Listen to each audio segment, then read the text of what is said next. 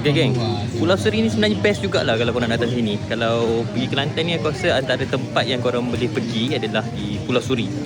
Nak pergi ke sini korang kena naik dari dua jeti, ada satu di Kota Baru dan satu lagi di Kok Majid. Kat sini ada pelbagai jenis makanan, minuman dan juga cenderia hati untuk korang explore dan korang tengok sendiri kat sini lah. Jom kita support tourism tempatan. Alright?